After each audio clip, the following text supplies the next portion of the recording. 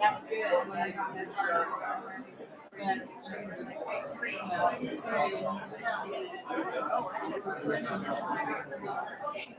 No. Oh yeah, you gotta take care of it. You know,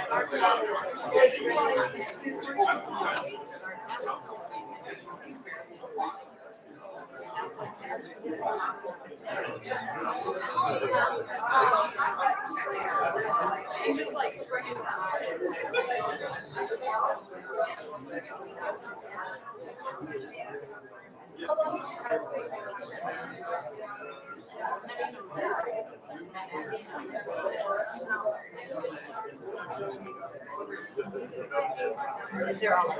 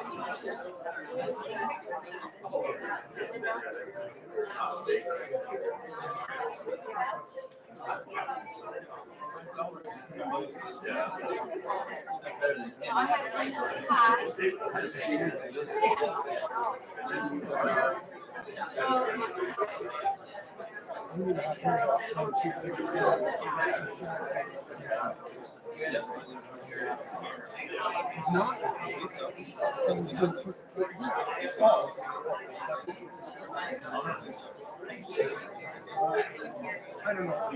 You know. Just plan on helping them all. She was being helped. I'll go after her.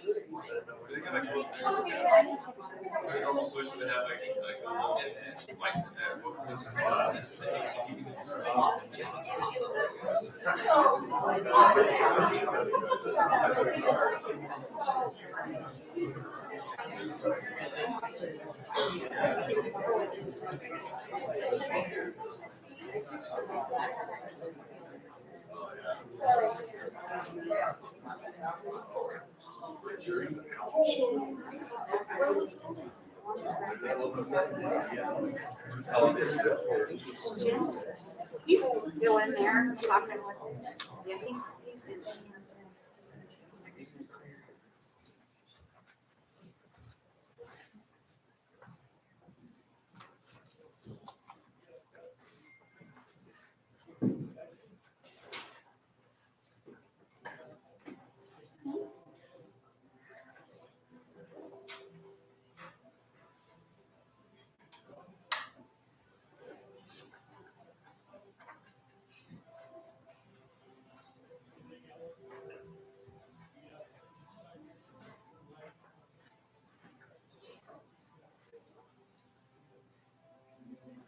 No.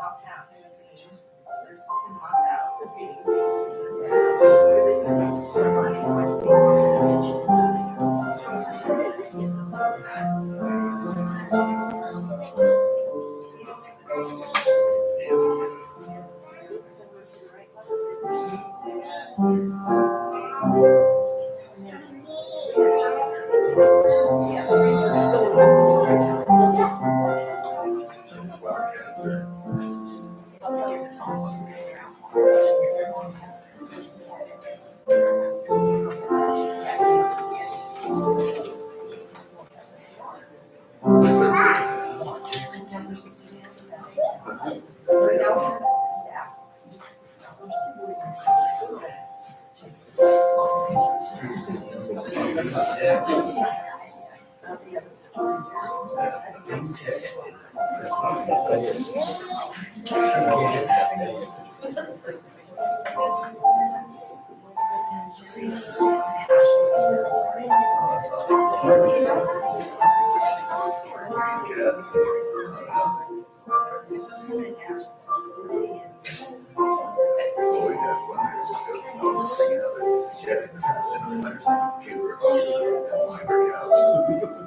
we put the blanket.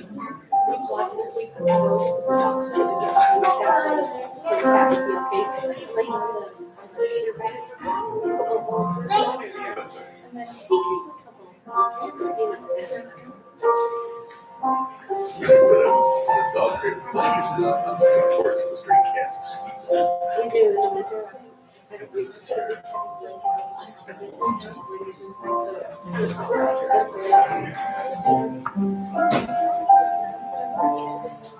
That's nice.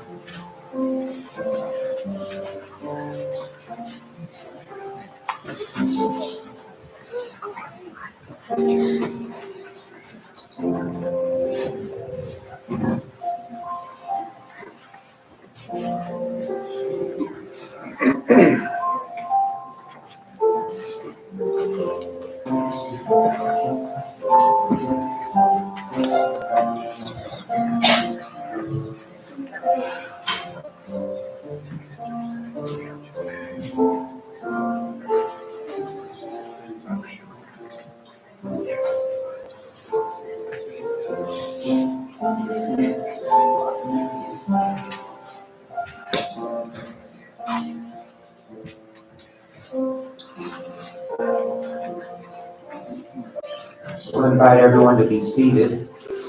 There will be more seating in the room where we had the family. If anyone needs a seat, come on in that room.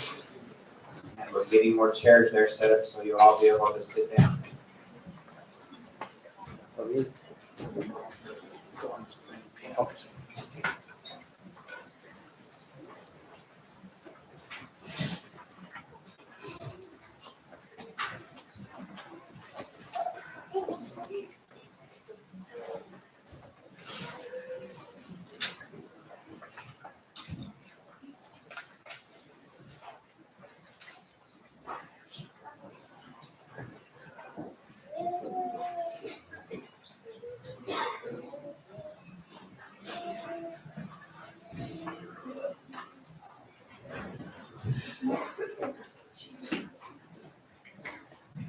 What a great turnout. It's nice to see so many of you all here together to remember and honor Alan's life and to be here to support Brandy and Sophie and all of the family. We hope everyone will feel love and support today as you're here, and we want to have a nice, honorable, good service to share a lot of wonderful memories today too, for all of you to have and reflect on Alan's life. And hope everyone has a program. If you didn't get a copy of the program, they're just outside on a little stand.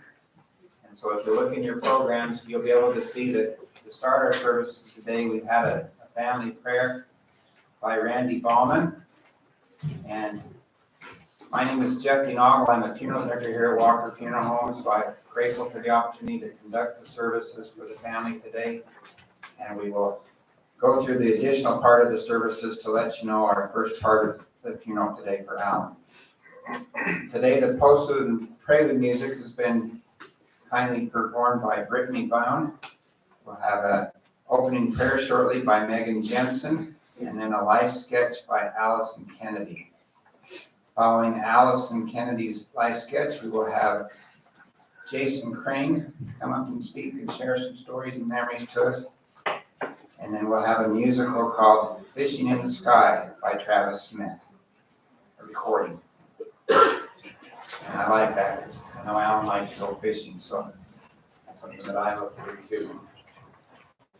We will then have some open mic memories, and I'll get back up and announce that at that time. After Katie gives some memories as a speaker too. But let's go ahead and start with our opening. Megan. And then Our good kind Heavenly Father, we are so very grateful that we can gather together here and that we can celebrate the life of Alan Jensen, and that we can feel his peace and his comfort from him, and that we can so that we can be guided by his spirit, and that we can have lots of memories from him and see these things in Jesus Christ's name.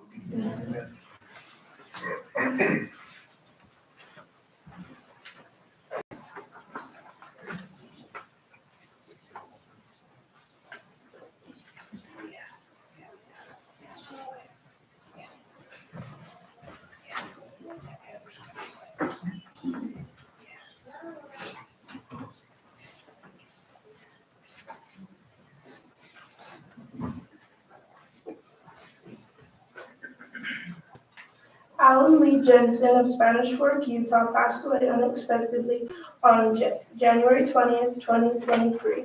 Alan was born on February 12th, 1974 to Bob Jensen and Carol Christensen. After graduating from Payson High School, he went into the workforce, but always reminded his friends that a bad day of fishing is better than a good day at work.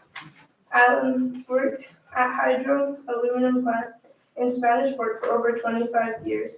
On August 24th, 2013, he married the love of his life, Brandy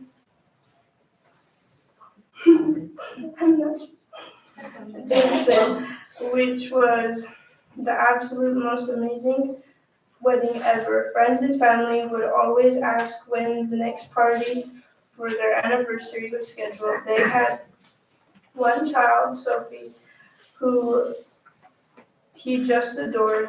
Alan loved being a dad. Some of his greatest joy came from raising her and spending time in Mesquite on family trips. She was his little princess, and one person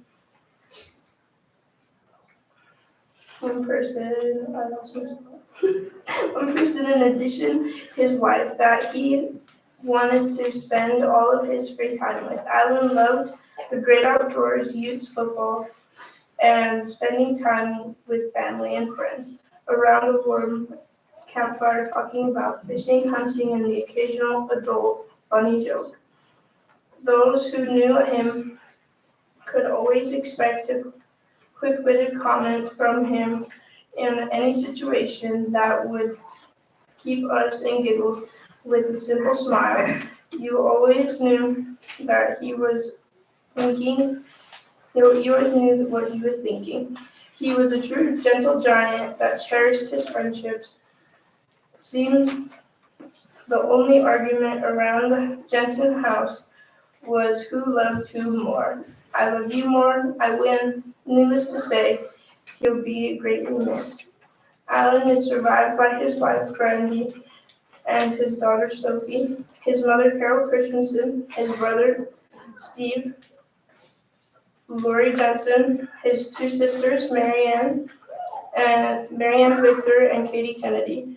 He is also survived by the hosts of nieces and nephews and cousins. He is preceded in death by his father, Bob Jensen, his brother-in-law, Joey Kennedy, and his mother-in-law, Audrey Bowen. I'm sorry. Thank you.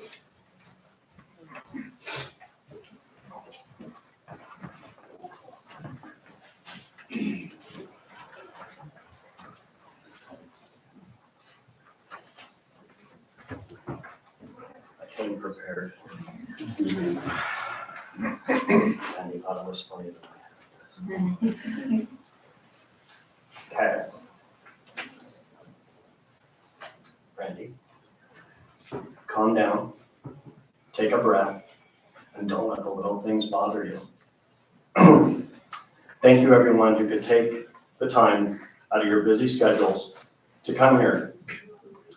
Brandy, Sophie, Bowman family, Jensen family, I extend to you my deepest sympathies for losing a husband, a father, a brother, an in-law, an uncle, a cousin, and in my case, a friend and brother from another mother. Being the good fisherman that Alan was, he cast his line, set his hook, and reeled us all in. Out of all my friends, Alan had to be the most easygoing, calm nature person that could equally be frustrating at times, but could also get you to slow down, take a deep breath, and not let the little things bother you. I spent the better part of 15 years commuting from Springville to Sandy, Utah, which can be crazy scary at times.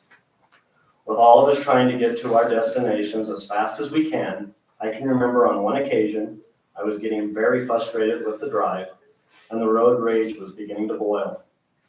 I called Alan just to chat and calm down from the daily commute. During that conversation, someone cut me off, of course, which led to some very colorful language and anger. Alan, who's on the phone with me, without missing a beat, told me, well, speed up and go cut them off. That way, when they put you in your wheelchair, you can always say, you sure showed them. It made me laugh. He chuckled, but also made me calm down, take a deep breath, and don't let the little things bother you. I spoke with Steve about this eulogy I'm giving here today, and he requested me to make sure that I talk about how Alan and I got to know each other. Well, it all started years ago at the Spanish Fork McDonald's. I was his manager, and he was an employee. And Alan's earliest memory of me started with the closing of the store on a cold, snowy night. And once we got everything done with cleaning and locking the doors, being the young guys that we were, we couldn't resist going over to the large Kmart parking lot and doing a few spin-outs and slides in our cars. So 3 or 4 of us hit this parking lot and started having fun. During one of the big power slides, Alan's Dodge Arrow suddenly stopped running. Now, before I continue, I want to make it very clear that I do not recall any of this. But from Alan told me, and this was as of recent as this Christmas, and Brandy knows where I'm going, I was the first one that came over to see what was wrong. Apparently, during all this fun, Alan had failed to put gas in his car. So he'd run out of gas. I rolled down my window to ask what was wrong, and he informed me of the situation. And again, according to Alan, I said, well, it's late and I gotta get home, so good luck. Apparently I had abandoned him. And at a time we didn't have any cell phones, of course. So another coworker took him to get gas. So it was really funny he could even want to speak to me after this. But being Alan, he didn't let the little things get to him. A couple of years later, in the summer of 1992, I went through a divorce, and most of my childhood friends were either at college or on LDS missions, or had moved away to start the next chapter in their life. I was a lost soul needing a friend, and along came Alan. Our friendship started with a weekly ritual of going to the palace located in Provo and going country dancing. It was an easy way to get back into the social network, plus the girls had to hold your hands in order to dance, so that was a huge plus. During one of these nights, Alan pointed out a cute short girl across the dance floor that he had just danced with. He told me her name is Carrie, and she's really nice. I got lost in her brown eyes, and the rest is history. As our friendship grew, we found ourselves spending more and more time going on adventures of fishing, hunting, going for long drives through Juab, Tooele, and Utah County. Alan took me to places I'd never been, like Topaz Mountain, the Old Pony Express route, and the IPP Japan's power plant located in Delta. And I have to call it that, I've just stuck in my head. Thank you, Bob. He also took me places we shouldn't have been, but that's classified. My introduction to his family came shortly after, and they all welcomed me with open arms. The Jensens are accomplished fishermen. They take this very seriously, and no fishing trip can start without the proper equipment. It starts with the right pole, the right line, the right bait, and last but certainly not least, the right hat. I remember saying on one occasion as he was showing me the proper gear for fishing, I said, "Wow, with a hat like that, you must get a free bowl of soup." A Caddyshack quote we would use many times throughout our friendship. Alan had one of these, and of course, on my first birthday as friends, he made sure I had one too.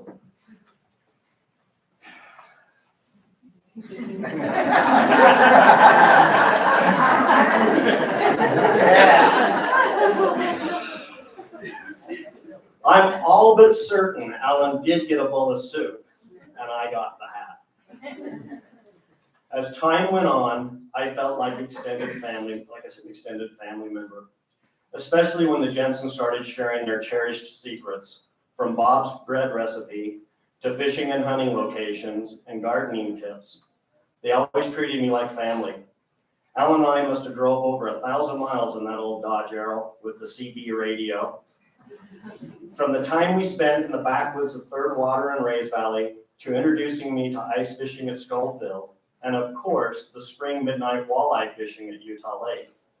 I wouldn't trade those experiences for all the money in the world. It was during this time I was also introduced to the Jensen Tupperware.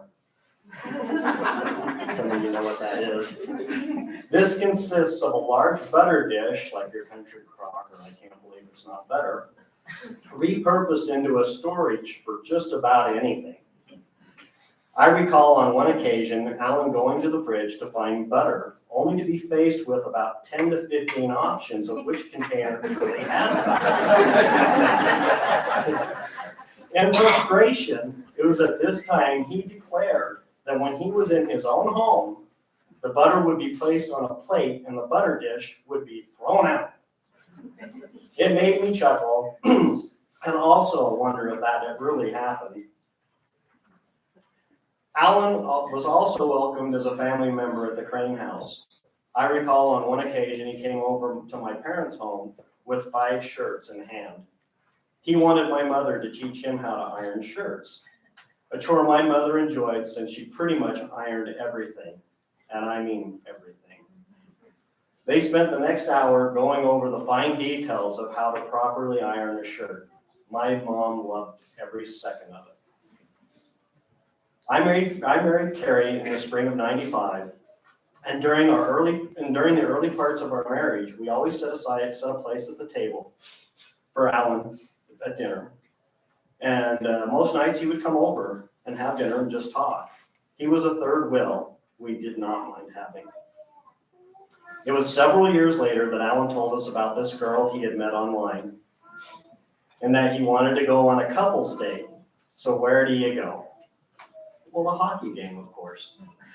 And the ticket stub's actually over there. I was quite impressed. We met Brandy for the first time at what is now called the Maverick Center. After that date, I called Alan the next day and asked how it went. He said, "I don't think she really likes me." And I don't think it went very well. But somehow they ended up on a second date that went much better, and the rest is history. In August of 2013, Alan and Brandy had what I would always refer to as the best wedding I have ever attended. And I want to repeat that. It was the best wedding that I have ever attended. Thank you, Candy. For the rowdy bunch that was there.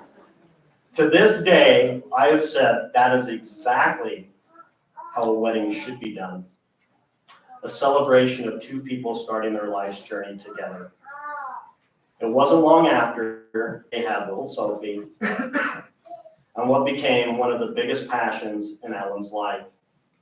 He was so proud of her cute little smile. She's the apple of his eye, his little princess, and his pride and joy. So Brandy and Sophie, I leave you with this. Calm down, breath, and don't let the little things bother you. I love you more. I win.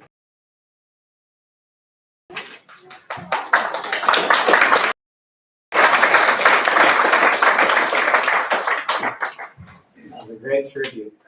We appreciate the live sketch that was given by Megan and, sorry, I said that earlier, by Allison, and then Jason's tribute there as a friend. Now we'll have the song called Fishing in the Sky, followed by Katie Kennedy.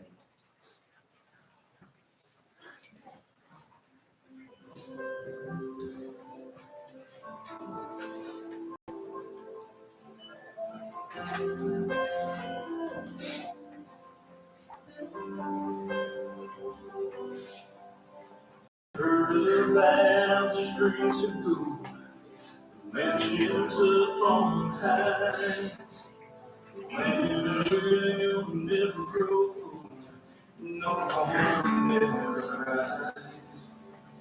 When we get to heaven, God will know just what we like. He's got a lady just for me, and my sweet by and by. I'll have a silver boat that sparkles, it'll be a line fleece of white. I'll reel with a spade of gold, fish always by. I'll have a cabin by the lake, shade trees will grow so high. There'll be crickets and birds to sing when I'm fishing, fishing in the sky.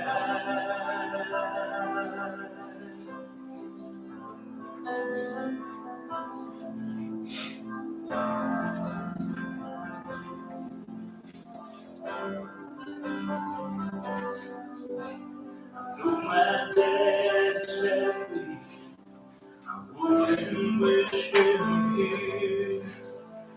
Oh, how I miss him so.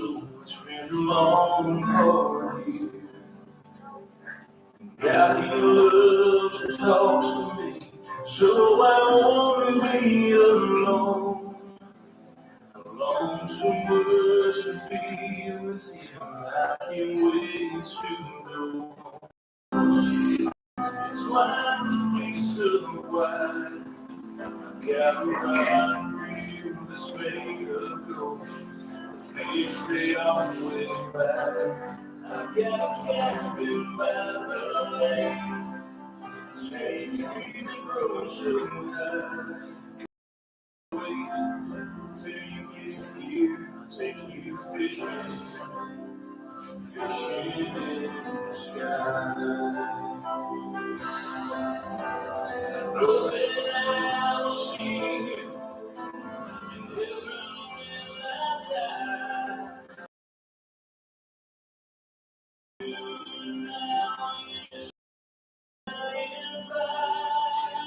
Silver boat that sparkles, it'll be a line of fleece of white. That's the rod and reels that are made of gold. The fish will always bite. We'll have a cat the land. The shade trees will grow so high. There'll be crickets and birds.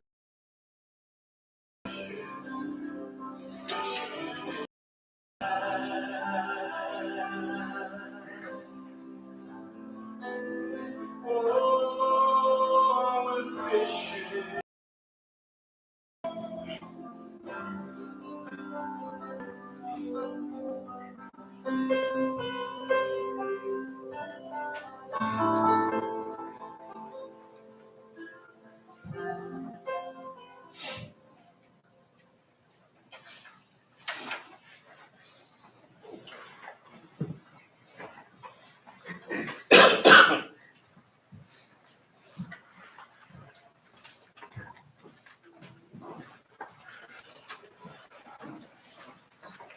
I'm Alan's sister Katie, and I spoke at, this will be my third funeral I've been asked to speak at. And this literally consumed my whole week. I'm still not happy.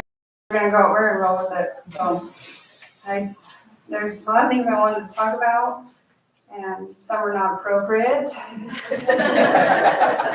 So we'll leave those for small talk later. But the measure of a man is not determined by the show of his outward strength, or the volume of his voice, or the thunder of his actions, or the intellect or academic abilities. It is seen rather in the terms of love that he has for his family, and the strength of his commitments, the genuineness of his friendships, the sincerity of his purpose, the quiet courage of his convictions, the fun, laughter, joy, and happiness he gives to all his family, to his family and to others. His love of life, his patience, and his honesty and commitment or contentment with what he has. Alan was all of these things. He was strong, loving, genuine, honest, patient, and loyal. My dad was very traditional, and it was really important for all of us kids to have our own families. And so when Alan started dating Brandy, it didn't take it, or when Alan started, I got a spot, I lost my spot. When Alan started dating Brandy, Dad didn't wait long to start pestering Alan. When are you getting married? When are you gonna propose, Alan? Are you gonna go buy her a ring today? And then out of the blue, Dad says, Alan, you know, these days, you don't have to be married.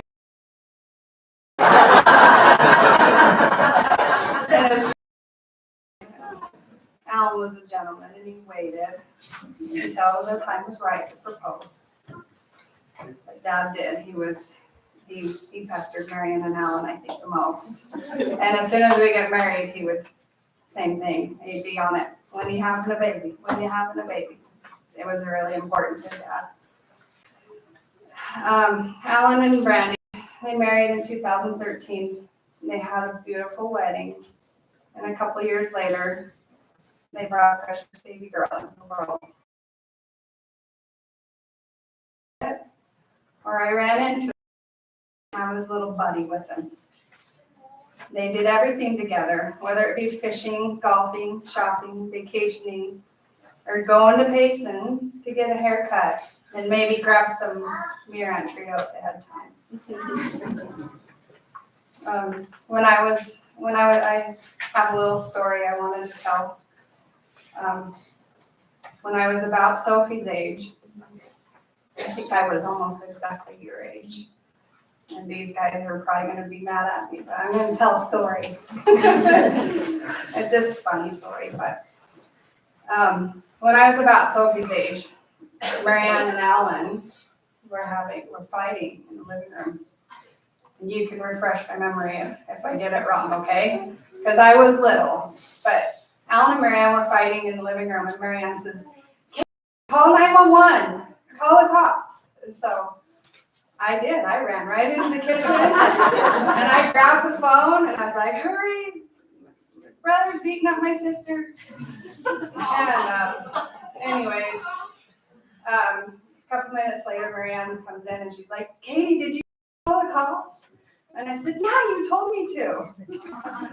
Well, by then, Alan picked up what was going on. He's like, shoot. Cans of food and a backpack. And he ran out the door and jumped on his bike. And he headed out to West Mountain. So me and Marianne, we were scared. I was scared at this point, like, oh shoot, what did I do? So we ran into the bathroom and we hid. We locked the doors to the house and we hid in the bathroom. And I don't know where Stephen was, but somehow he seen the cops at the house. And cops started pounding on the door and we stayed. And all of a sudden Steve's like, hey, you guys come out here. Well, the cops, I guess Steve came to see what the cops were up to and they pushed him through the window. And Steve opened the door and let the cops in to come talk to us. So you don't remember that? Do you? Anyways, Alan, he came back home eventually, but that's just one of our little sibling rivalries that we had. And we didn't fight very much, but Alan and Marianne butted heads a little bit when they were younger. And just a cute little story I thought I'd share. So, but we'd love to hear other people's stories. There's so many different times in Alan's life that we don't know. We don't know those stories. So if anybody'd like to come up and share a story, I think that would be awesome. I know it's hard. I'm not really good at this. But Alan, he was a wonderful husband, father, brother, uncle, and friend. And Brandy and Sophie, I couldn't think of anything else to talk about because I honestly think of the times in Alan's life, and you guys were his happiest times of his life. You guys were his world. And I couldn't think of anything else to speak about because there's so many good stories, but he loved you guys. I know he'll be with you, and those were honestly the happiest times of his life. So, thank you guys.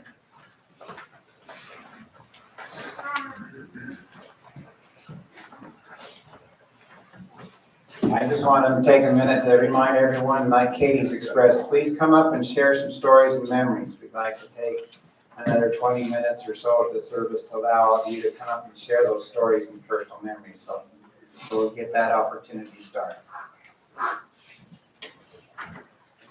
Okay. My story with Alan begins in 1978. We were 4 years old. Alan was getting babysat by our next door neighbor, and when he was there, he would come over to my house and play. I believe this is where he was introduced to Mom's homemade Mexican food. My mom used to make these huge, holy pancakes that he liked. The first time he ate these pancakes, he asked for syrup. Well, we don't have syrup in this house. We use plum jelly. Alan says, "You're kidding me. I'll have to bring my own syrup next time." Needless to say, I was eating at his house a lot more often because they had syrup and buttermilk pancakes. My mom eventually bought syrup. We started kindergarten together and hung out and played pretty much all through grade school. There were times we could go home for lunch. Alan lived right around the corner from school. I insisted on going to lunch with him as much as I possibly could because they had Miracle Whip. Not the boring mayonnaise I'm used to. So Mom and Carol would make us a delicious sandwich for lunch. We then would head back to school. We both spent a lot of time at each other's house. His house was my other home. Bob, rest in peace. Carol, Marianne, Stephen, and Katie, thank you for accepting me into your family.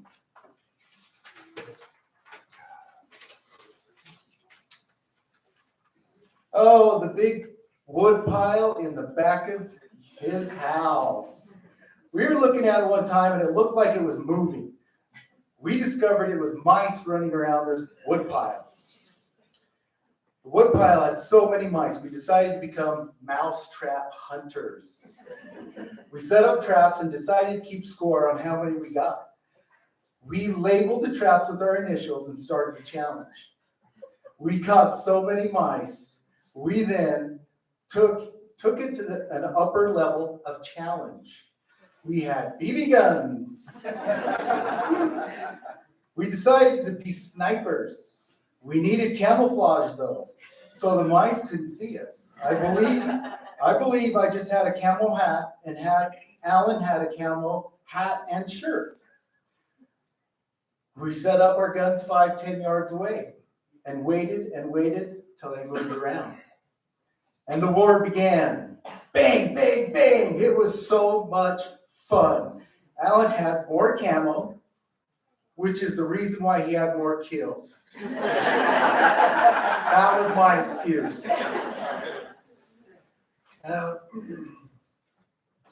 Alan had this crazy idea that we should become blood brothers. I was like, what the heck is blood brothers? He says, I cut my hand open to where blood comes out, and you cut your hand open until blood comes out. And we put them together, we shake on it, and then we become blood brothers forever. He kind of scared me, but I trusted him. Needless to say, we used a fishing knife to slice open our hands and shook on it. Alan says, now we'll be friends forever. Alan became 1/16 part Mexican that day. So, Carol, if you remember that slice on Alan's hand, it wasn't because he crashed on his bike.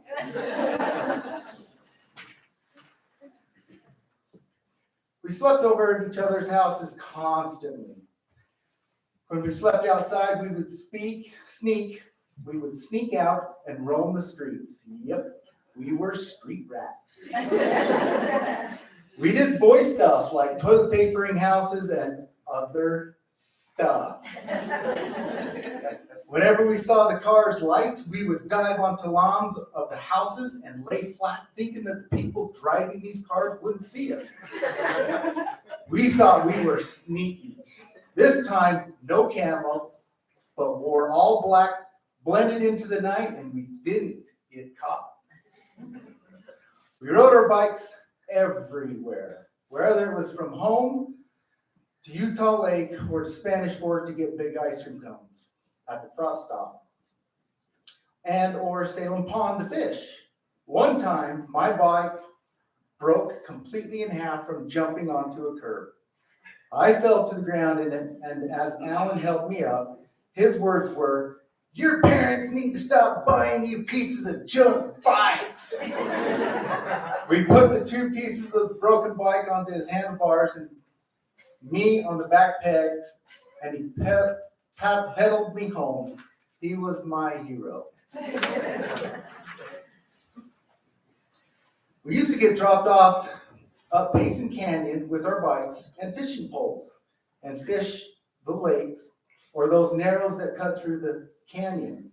We would fish until we caught our limit or got too tired, and then we rode our bikes home. We also made fishing a competition. And of course, Alan, being the fisherman he is, usually won. He taught me how to catch fish though, and how to tie flies in his basement. One time after tying flies, he took me into the cellar, introduced me to buckhorn beer. I think we were about 9 or 10 years old at this time. It's probably still there. We asked each other, do you think someone will notice a beer missing? So what did we do? We split one. So, Carol, if you ever noticed what happened to that one beer, I chugged half and Alan chugged half. I didn't like it, but Alan loved it. This might have been where he developed a taste for beer. During the summers, we would swim at Payson Pool just about every day. We were like fish. We would swim from the time the doors opened until dinner time, pretty much every day during the summers. One year, my parents couldn't afford swimming for me, so Bob and Carol put me on their season pass. Woo! I kind of got scared being on it because I was this dark Mexican kid, on a family pass of white folks. I didn't want to get in trouble, but Alan, being clever, said he'd just tell them, I'll just tell them we adopted you and they can't say anything about it. Alan, thank you for pushing your mom and dad to get me on that pass. Boy, did we have fun.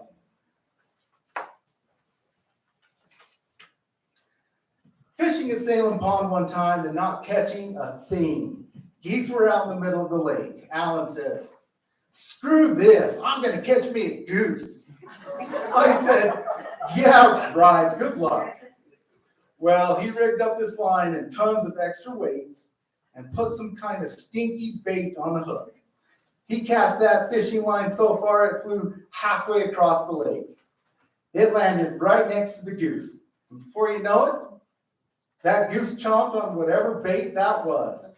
Alan caught the goose by its tongue. He was reeling in this big old fish.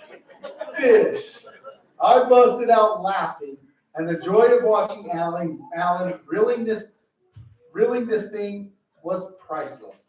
The goose was honking and honking until the hook released from its tongue.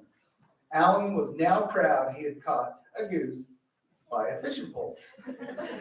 He's got a true fishing story now. That poor goose. In the middle of,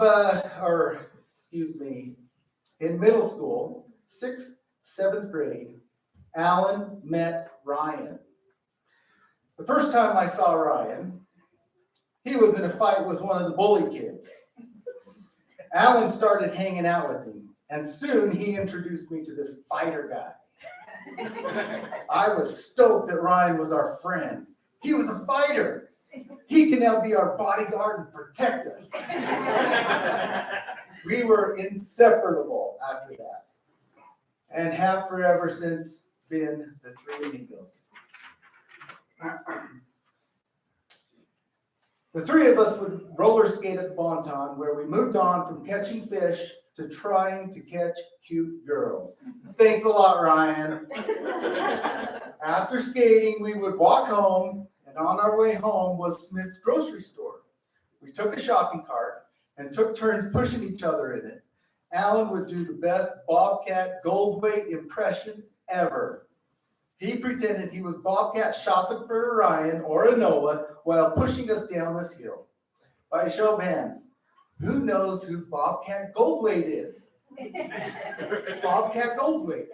Well, this guy is a comedian. He is in movies, police academies back in the 80s, right? And he talks really funny, right?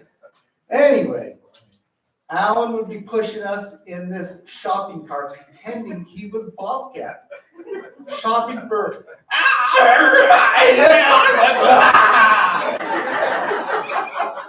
As hilarious. I'm gonna miss that. We would go to Ryan's house, and he had the most killer stereo system ever. It was the top of the line sound system ever. The remote was as big as a cinder block. So if his parents weren't home, the three of us would crank the stereo system up so high to Poison's Fallen Angel, the whole house would be thumping. Mont, Shirley, if your speakers didn't last very long, now you know why. It was us. We blew them out. Alan had cable TV. So anytime I wanted to see the latest and greatest movies, we had sleepovers. He had MTV, so why wouldn't I want a sleepover? We had to wait for his mom and dad to get to sleep for the good stuff. After midnight. When the three of us hit about 13 or 14 years of age, the three amigos were invited to Salem, a Salem house party. We had older buddies that could drive.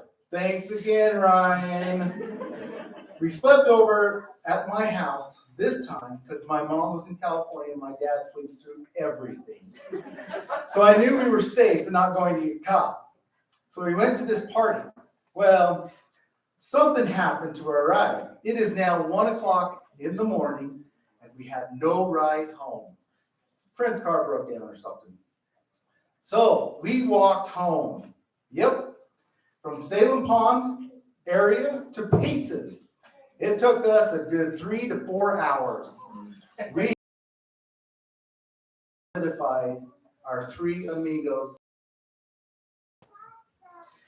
When we were 16 years old, I started working at McDonald's, and Alan followed suit. This is where we met Jason. Jason and I both started as cooks, and Jason as a manager. Alan and Jason hit it off and became such great friends, and that is where their story begins. I worked there for about 4 years, but Alan got smart and found another job after 2 years. For the past 25 years, Alan has been working at Hydro as a test lab technician, where he tested aluminum materials. I've been working at Mega Diamond for 28 years as a test lab technician, where I test ultra-hard diamonds for oil and gas drilling. Amazing how it all works and comes together, and being blood brothers, it was destined for us to have the same career paths in our lives. Alan has always been there for me. I was very sick with COVID, the first year it came out. I knew I could expect a phone call or a text 7 o'clock each night, just to check up on me. To make sure I was eating, and if I still had a fever, and if I was okay. He even left food for me on my front porch. Alan, you are the most compassionate, giving, funny, best friend, and support system anyone could ever have. I think back to when Alan met Brandy and told me about her. He kind of wanted my approval. He was excited to tell me about her. I didn't exactly approve of him meeting someone online. He told me, hey, I met this girl, and there's just something different about her. I thought, dude, really? Tinder? Or Fish of the Sea, eHarmony? He said, I want you to meet her. I think I'm going to marry you. I said, whoa, easy there, slow down. But once I met her, I knew she was the one for him. Alan had waited so long to finally find Brandy. Watching him falling in love with her and becoming a father was the best thing ever. The things that had been missing from his life for so long were finally there. And he was complete. His relationship with his little princess Sophie is so priceless. You cannot find another father-daughter bond like this with his little princess Sophie. I thank God for giving me Alan as a best friend. I'm gonna miss you. These are just a minute fraction of what Alan and I have done in the past. There's so much more in so little time. I'm gonna miss you, Alan. I love you. Until we meet again, brother. Thank you.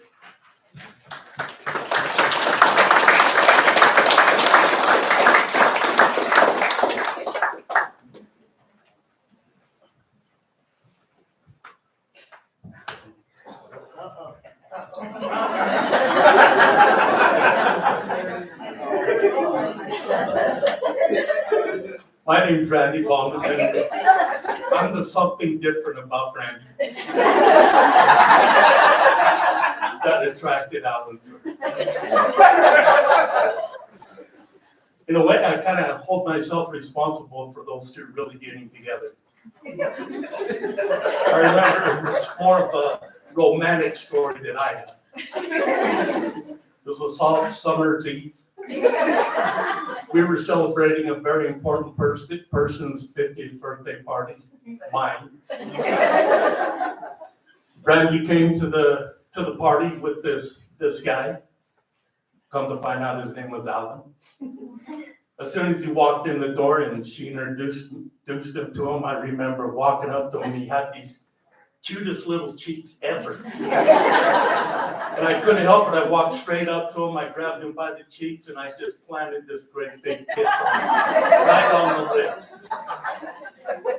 And he looked at me like, what the hell's the matter with you?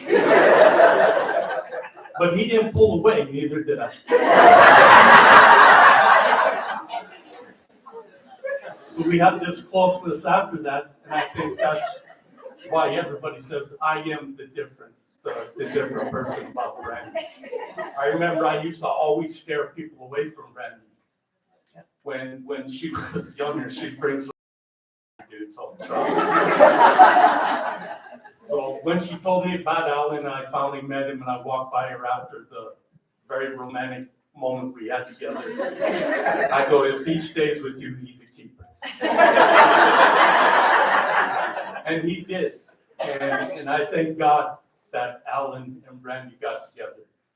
I was very worried about her for a long time. We used to tease each other that one day we'd find our lobster, and I knew that Alan was Brandy's lobster. And he tasted pretty good. So that's my story about Alan. It's like I said, it's more of a romantic story. I'm going to miss you, Alan. I thank you for being the guy you were for my sister and the dad that you were to my niece. Thanks.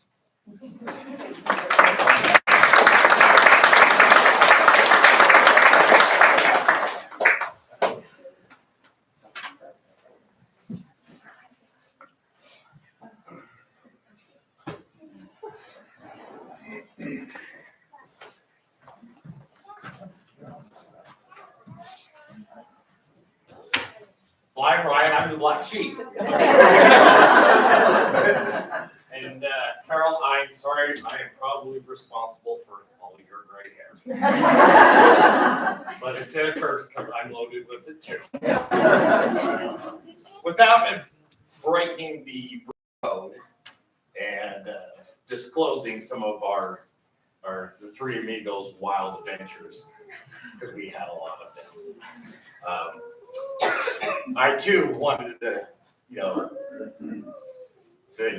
sorry, I'm gonna gather my thoughts. As I roll, my thoughts are just rolling around like Rolodex because there were so many of them. But the Salem get together, walking home, yeah, absolutely. That was an awesome time, and that really did solidify the friendship that the Three Amigos had. And if I'm not mistaken, it was the next week that Natalie Santos had a party, and we stole my dad's motorbike, and all three of us went to Salem. All three of us on a motorbike. Figure. One of my favorite stories that I tell, I've told my children time and time again, and it has to do with the Trail 90s. You guys had them, we had them, and Alan and I were out farting around on them. We were racing them, having a good time, and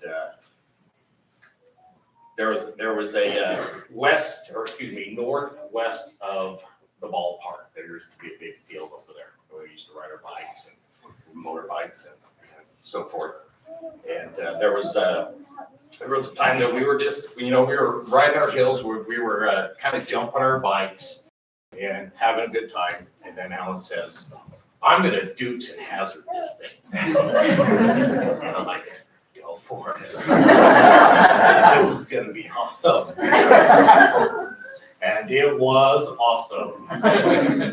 That guy did the Dukes, pulled off the best Dukes in Hazard I think I've ever seen.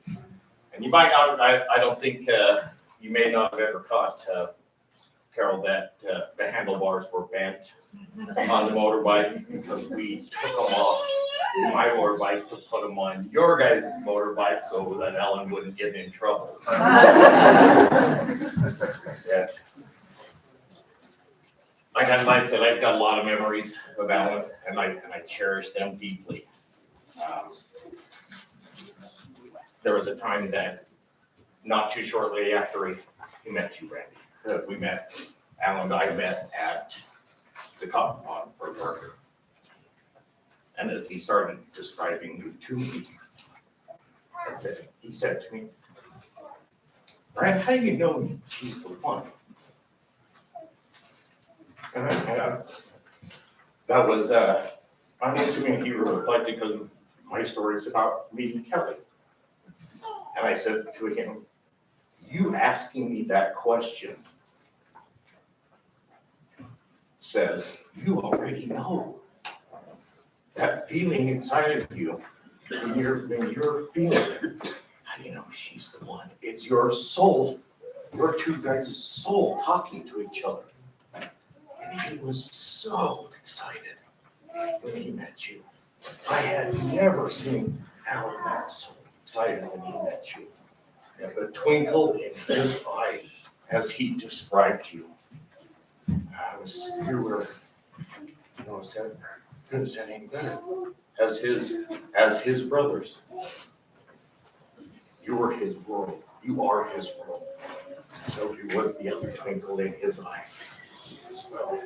Oh, he loved you. He loved you guys so much. And it was awesome to see that. To see that he needed that so much. He thrived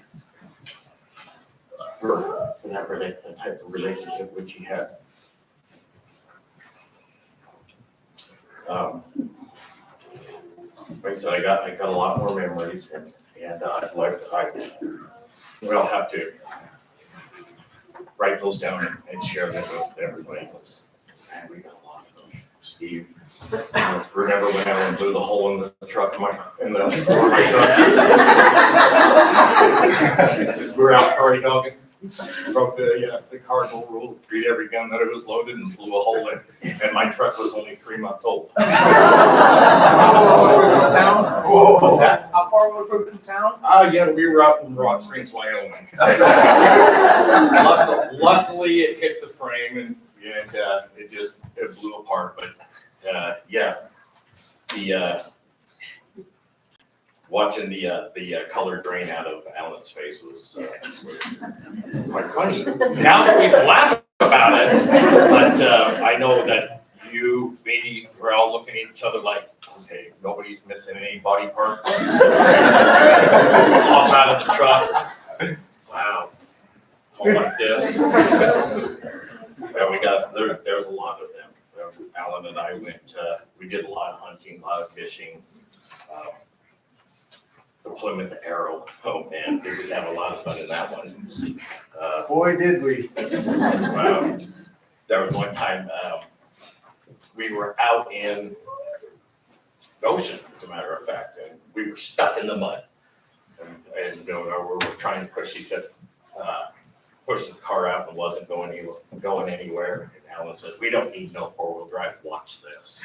And I think the speedometer stopped at about 90, but he had buried the speedometer and he was shooting mud only about 20 feet and moving about an inch per second. But he got us out of there. And that was, he told that story a lot to my children when they were growing up. The good old barrel. My children, they loved him. They loved him a lot as well. They unfortunately they couldn't be here. They were Sally's sick, and Riker is up at Park City with the ski trip with his welding course, but he wanted me to tell you that, or both of them, want me to tell you that they're here in spirit. And so, anyhow, like I said, I got a lot of work. I'm going to cherish them because Alan was the best friend. He was the best wingman you could ever ask for. He was a gentle giant, and he was a giant among men. And he will be missed.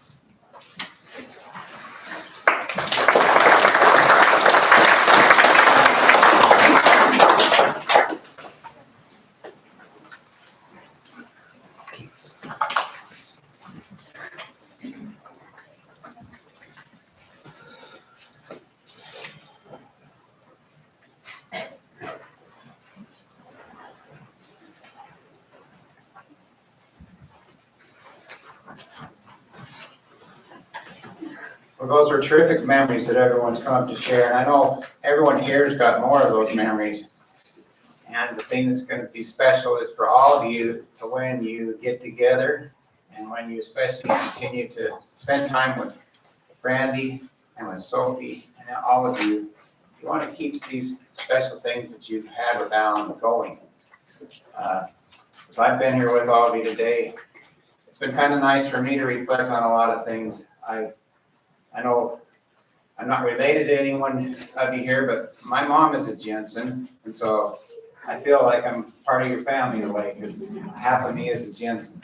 We're probably related. And, that's a nice, wonderful part. But I remember all the fun things we used to do growing up with our Jensen family members, and we had a lot of wonderful times together. And some of those things including fishing as well. I love to go fishing and did a lot of things that way.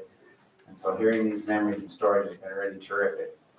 One particular time, a cousin and I were fishing in a small stream that we've been in the mountains in Idaho. We've gone to Bear Lake, which we did a lot of times in the summers, and spent some time camping up the canyons in the Idaho side of Bear Lake. And we'd never seen anyone fishing up there. Well, after doing this a couple of years, we actually did meet someone, and it was the Fish and Game Warden who saw it. And he was very glad to give us each a ticket. Fishing without licenses, but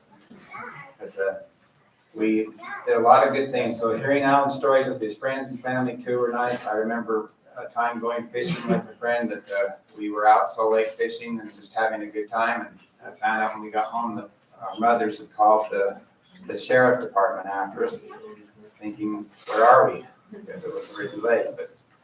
But I think that's the thing that's special about all the things that we've heard and got to reflect on. We love and enjoy the things we do together. And we have a family, and that's a special, wonderful thing. And the stories that have been shared, I wanted to kind of read just something that I remember, this prayer that was a special little prayer called a fisherman's prayer. And that song we have was kind of nice to reflect on some of the things about where life will continue. It doesn't end now.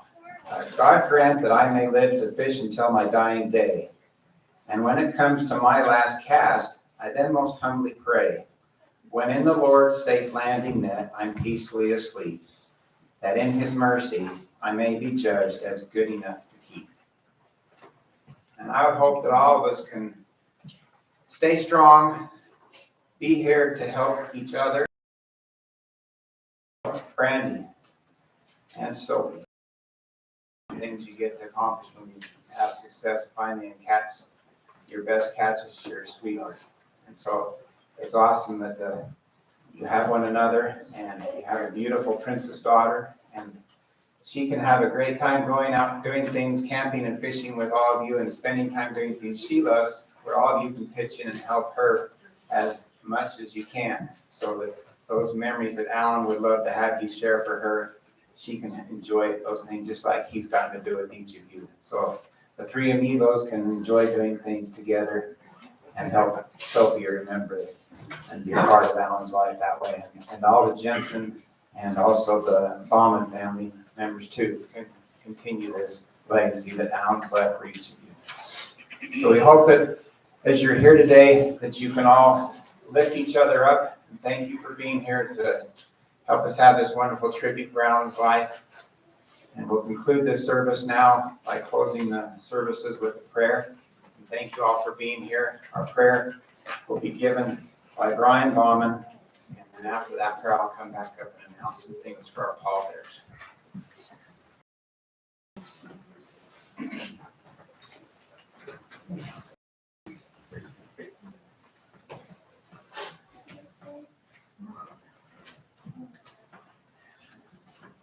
Dear Lord, I would like to thank you for the opportunity to give the closing prayer honoring my friend and family member, Alan Jensen. Every day is truly a gift that you bless us with. As you know better than anybody in this room, as his creator, that Alan was a wonderful human being modeled in your image. You instilled countless characteristics in Alan that embodied what it means to be great on this earth. Alan's hilarious personality and wit, his compassion and empathy for others, thoughtfulness, aggression when necessary, patience, and willingness to help in any situation are only a handful of ways to describe him. Alan had an incredibly powerful energy that you could feel in his love for his daughter, his own family, as well as his extended family, including every friend or stranger that had the blessing of knowing or meeting him. We trust in you, Lord, that bringing Alan home earlier than we as humans can understand was for the betterment of your kingdom. I love you very much, Alan. Every person gathered here loves you dearly. We will miss you extremely. Until the day we have the gift of seeing you again, we will strive to live up to your amazing example and make you proud. We pray that you look down on us with that beautiful rosy smile on your face and keep us safe and we can reciprocate with the biggest bear hug, just like the one you always gave us. Thank you very much, Alan, for everything you do. We love you. Amen. Amen.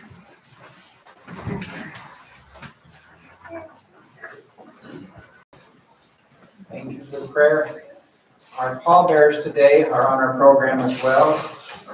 We have Steve, Josh, and Jake Weston and Isaac Kennedy, Jason Crane, Noah Torres, Brian Court, and our honorary pallbearers are Randy Scott, Brian Tyler, and Ray Bauman, Brent Bound, and Larry Morgan. We will go now to the Payson Cemetery where we will have our graveside services and the dedication of Alan's grave offered by Brent Bound. I'd like to at this time invite all of our pallbearers that they would come to the back of the chapel, and we'll have them go to the back to help us outside to help move Alan's casket to the funeral coach. And if everyone else at this time after, please stand, and we'll have the family open the chapel.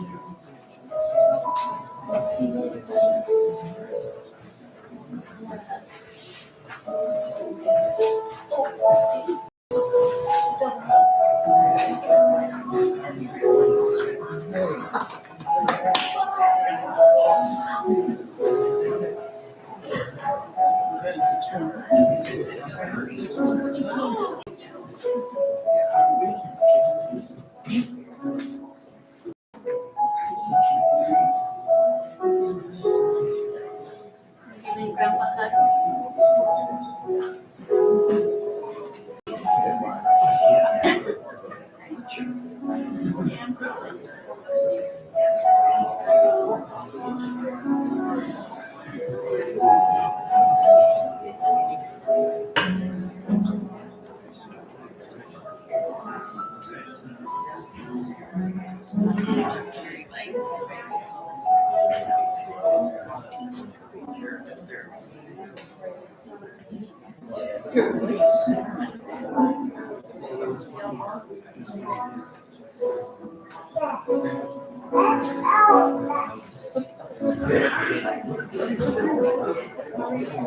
So you weren't